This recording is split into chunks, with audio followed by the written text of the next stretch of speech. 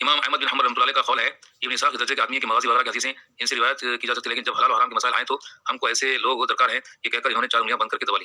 اس سے ثابت ہوا کہ محدثین واقعی کی اہمیت کی بنا پر راوی کے درجے کا لحاظ رکھتے تھے۔ اب یہ لوگ امام شافعی یہ کہتے ہیں امام احمد بن حنبل رحمۃ اللہ علیہ کچھ کہتے ہیں، تو مطلب محدثین کے نظر میں اس بنا پر ابن اسحاق کی نسبت امام نے یہ تفریق کی کہ حلال و حرام ان کی شہادت معتبر نہیں، یعنی کہ جس چیز کو حلال و حرام یہ لکھتے نا ابن اسحاق وہ معتبر نہیں۔ اب کیا معتبر نہیں ہے، کیا تو معتبر ہے، وہ قرآن سے اگر ٹکراتی تو کوئی اہمیت نہیں اس کی، وہ تو اصول میں نے پڑھ کے سنا دیا۔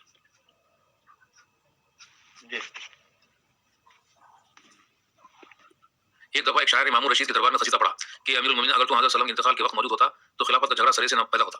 مطلب مامون رشید کو کہہ رہا ہے کہ تعلق سے کہہ رہا ہے کہ اگر حضرت صلی اللہ علیہ وسلم کے انتقال کے وقت اگر موجود ہوتا تو خلافت کا جھگڑا سرے سے ہی نہ پیدا ہوتا، مطلب جھگڑا ہوا، کوئی جھگڑا نہیں ہوا، ابو صدیق رضی اللہ کو نبی کریم صلی اللہ علیہ وسلم نے آگے بڑھا امامت کے لیے تو وہی خلیفہ ہوئے، تو اس میں کوئی جھگڑا نہیں تھا۔ اب یہ جھگڑا ہے تو وہ بتا رہا قصیدہ پڑھا تو دونوں بڑی تیرے ہاتھ پر بیعت کر لیتے، ٹھیک ہے۔ وہیں سر دربار ایک شخص نے اٹھ کر کہا تو جھوٹ کہتا ہے، امیر المومنین کا باپ حضرت عباس، کیونکہ عباسی حکمران تھا مامون رشید، تو لہٰذا امیر المومنین کا باپ حضرت عباس رضی اللہ عنہ جو عباسیوں کے مولوی سے اعلیٰ ہے وہاں موجود تھے۔ ان کو کس نے پوچھا؟ مطلب حضرت عباس رضی اللہ کو نہیں پوچھا گیا، ہاں تو پھر ان کی اولاد میں سے مامون رشید کو کون پوچھتا؟ بولے مطلب تو مامون رشید کو بھی اس گستاخانہ لیکن سچ جواب کی تحسین کرنی پڑی۔ زبردست۔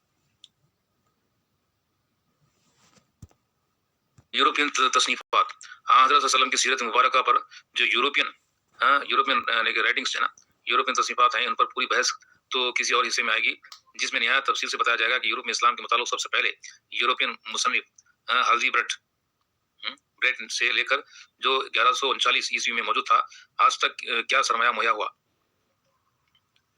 ٹھیک ہے۔ یورپ کی پیغمبر اسلام سے ابتدائی واقفیت، ٹھیک ہے۔ یورپین بھی لکھے ہیں، اسلامک اسکالرز بنے ہیں یورپینس، ہاں جی جناب۔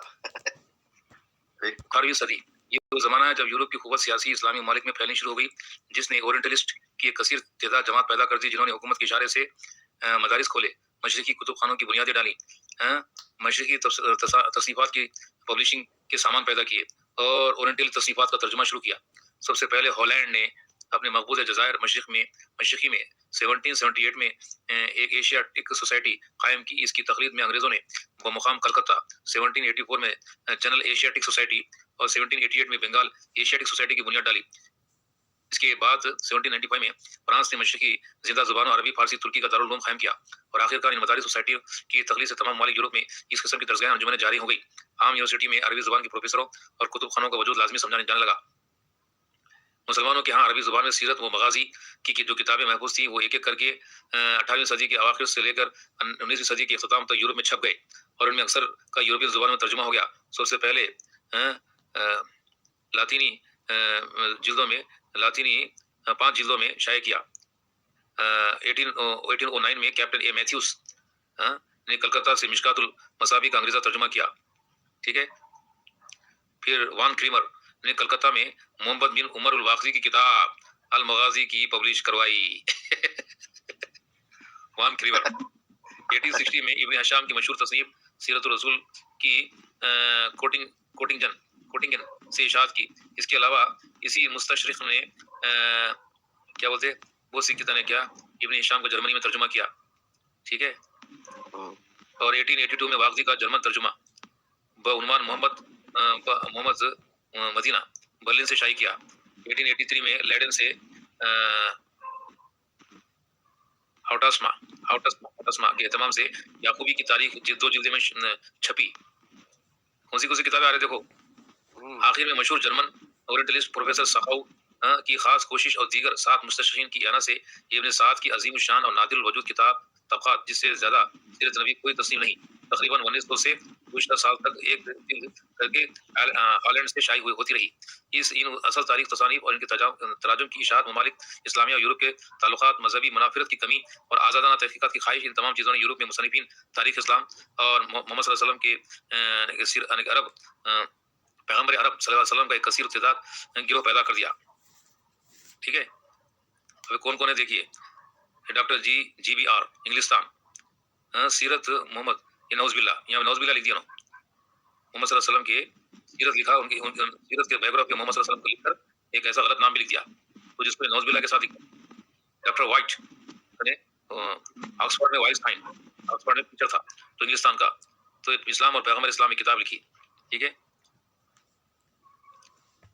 گاڈ فرے ہگنس MRAS, یہ اس کی کتاب ہے. اپولوجی یہ کتاب لکھا اسلام کے تعلق سے. اپولوجی نام رکھا اس کا, انگلستان کا ہے. ڈاکٹر جے اے مولر, جرمن.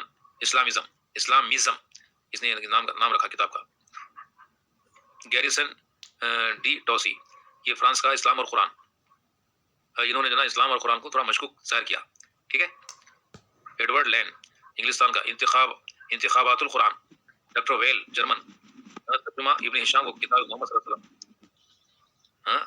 کارلائل انگلستان کا. حسین ڈی پرسیول, یہ فرانس کا. تاریخ عرب. ٹھیک ہے. واشنگٹن ایرونگ, سیرت محمد صلی اللہ علیہ وسلم.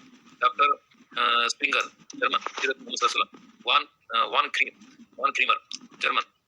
یہ ترجمہ اور حاشیہ واقدی کا. وان کریمر لکھا اس نے, واقدی کا لکھا اس نے. ٹھیک ہے. دوزی, ہالینڈ کا. تاریخ اسلام. ٹھیک ہے. ڈی لین, انگلینڈ کا. سیرت محمد صلی اللہ علیہ وسلم. اور یہ ولیم میور, میں بولا تھا نا, ولیم میور, یہ انگلینڈ کا تھا. سیرت محمد صلی اللہ علیہ وسلم لکھا.